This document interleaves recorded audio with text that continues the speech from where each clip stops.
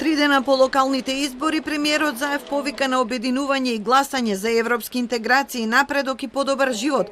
Предупредува дека не би можел успешно да води влада со поглед кон иднината, доколку во Скопје и во општините владее национализам, поделби, кичерај и режим склон кон караници со соседите.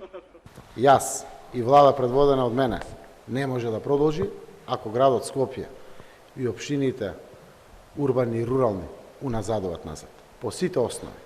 По основите на интеграциите, по основите на едното општество за сите, по основа на модерната изградба на Скопје, преку булевари, преку улици, преку забавни паркови, зелени површини или преку кичерајот или слично.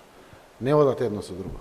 Заев тврди дека СДСМ ја примила опомената и казната од гласачите. Партијата пресметува дека 35.000 нејзини приврзаници останале дома. Ветува редефинирање на комуникацијата и побрзо реагирање на потребите на граѓаните. Ние добивме жолт картон од граѓаните.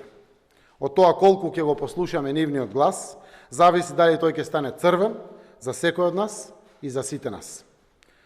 Затоа, почитувани граѓани, со чист образ, сакам да побарам од вас да дадете шанса за земјата и општеството да продолжат да се движат кон иднината, наместо да се враќаат кон минатото. Првиот човек на СДСМ е уверен дека владиното мнозинство е стабилно. Се согласува со Горан Милевски од ЛДП дека никој не ги чува гласовите на граѓаните во джеб и нема право да ги пренасочува за кого да гласаат во вториот круг.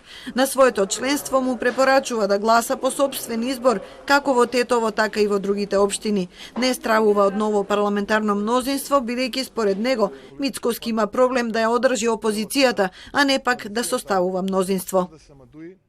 Да размислат за иднината на Македонија.